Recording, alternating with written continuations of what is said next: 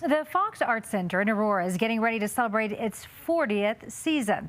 They announced the theater company's schedule last week. We are very excited about it. So to talk more about that is Richard Cowden, the executive producer and artistic director of the Arts Center. Richard, thank you so much for being with us. Hey, it's great to be here. Thanks, Karen. We were just talking about how much he loves being a part of all this, and super excited to talk more about it. So let's talk about the 40th anniversary season.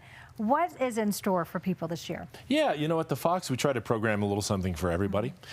So we have 6 shows that we'll produce, and then the Fox also does a lot of other partnering, things like that. So we want to make sure that the theater is open as many nights a year as we can.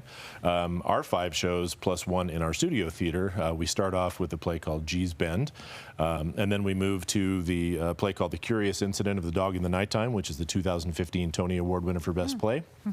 From there, we found a musical adaptation of the film Little Miss Sunshine, which I think people are really going to dig, which is pretty cool.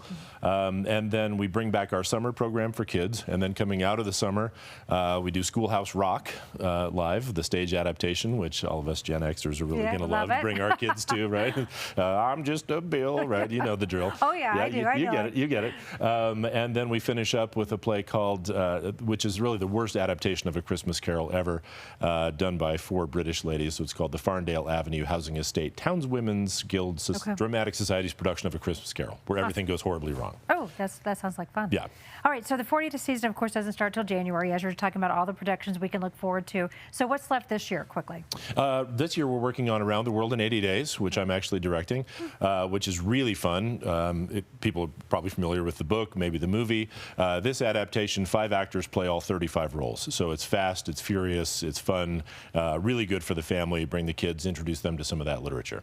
The Fox, we know, has a long history in Aurora. We were just talking about 40 years. So what do you see as the future of the theater? Any changes expected as you move forward into this next decade? You know, we spent the last year really working on the building itself, on the bones of the building. She needed a little bit of love. So we restored our sign back to 1946. We're replacing all of our seating inside, replaced the carpet, doing some HVAC upgrades. So we're really trying to do that. As far as the programming side, it's just that thing about representing who we are as the community out on East Colfax, and making sure that that sign is lit up as many nights a year as possible.